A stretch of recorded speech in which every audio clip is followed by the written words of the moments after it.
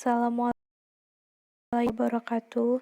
Perkenalkan, nama saya Ningseli Indriani dengan NPM 240312180068, Prodi Agroteknologi C semester 4.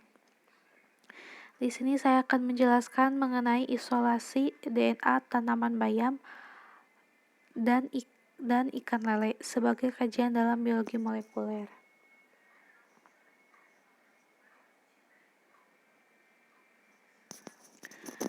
Pesatnya perkembangan ilmu biologi yang didukung dengan teknologi saat ini menjadikan abad 21 ini disebut sebagai abad biologi. Hampir semua masalah biologi yang telah, sedang, dan akan terus dijawab mengarah pada tingkat molekuler. Hasil penelitian Eka Sari, analisis keanekaragaman genetik menggunakan penanda molekuler yaitu deoksiribonucleic acid yang disebut juga dengan DNA sebagai penanda dari spesies tertentu untuk tujuan pengembangan sistem pemulihan berbasis molekuler. Tanaman bayam atau disebut juga dengan amaranthus dan ikan lele atau clarias termasuk sel eukariotik. Sel eukariotik memiliki inti sejati yang mengandung DNA. Juga terdapat organel seperti kloroplas dan mitokondria yang mengandung juga DNA. Namun, terdapat beberapa perbedaan bagian antara sel hewan dan sel tumbuhan, seperti pada kloroplas yang ada pada sel tumbuhan dan tidak dimiliki oleh sel hewan. Tahapan pada proses isolasi DNA ini adalah ekstraksi dan pelisian sel secara mekanik maupun kimia melalui penggerusan serta penggunaan garam dan deterjen. Pencernaan protein menggunakan enzim proteinase dari ekstrak buah pepaya. Presipitasi DNA dari bahan yang lain yang tidak diinginkan menggunakan etanol dan alkohol dingin.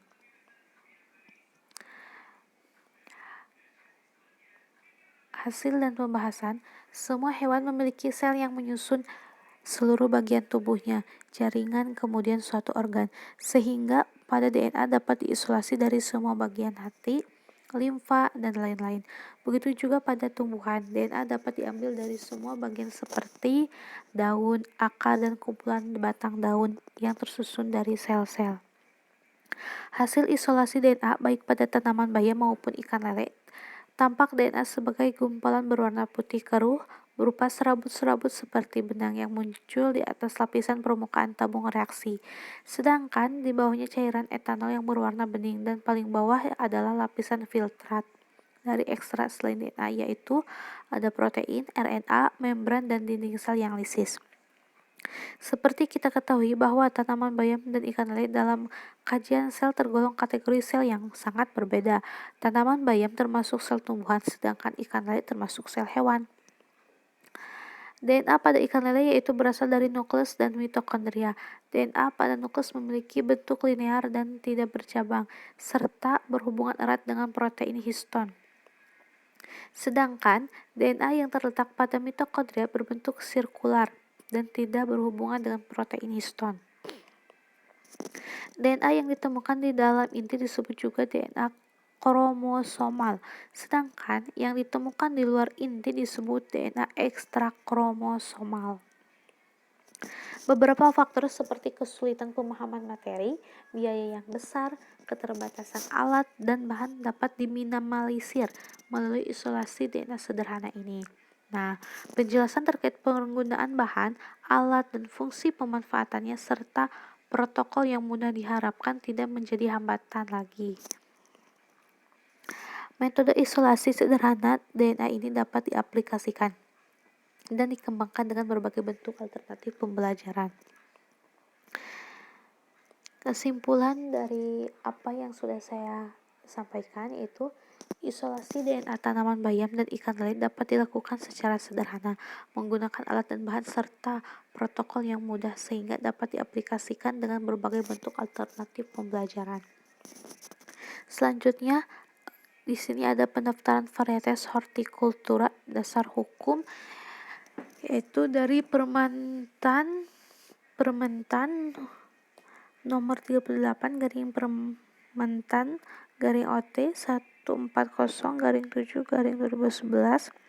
Yang pertama, persyaratan administrasi, ada surat permohonan bermaterai, deskripsi varietas, hasil uji keunggulan varietas, hasil uji kebenaran varietas, surat pernyataan kesanggupan untuk pelaksanaan perbanyakan benih. Lalu surat pernyataan kesanggupan menjamin kebenaran varietas, surat pernyataan kesanggupan memelihara arsip, surat pernyataan kesanggupan menarik benih, penanaman sesuai peraturan, foto tanaman atau bagi tanaman yang menunjukkan kekhasan atau keunikan, serta soft copy makalah hasil uji keunggulan. Khusus varietas introduksi ditambahkan syarat, yaitu surat jaminan yang menyatakan dalam jangka waktu 2 tahun setelah didaftar, benih harus diproduksi di dalam negeri. Apabila varietas tersebut dapat diproduksi di dalam negeri, surat kuasa dari pemilik varietas untuk mendaftarkan varietas dan mengedarkan benih bila varietas yang didaftarkan bukan milik sendiri. Lalu ada surat izin pemasukan benih untuk tujuan uji adaptasi. Dan yang kedua, klarifikasi teknis, ada 2 macam, uji keunggulan dan uji kebenaran. Ini ada bagian alur pendaftaran varietas hortikultura. Ini merupakan bagian dari alur pendaftaran varietas. Kurang jelas ya.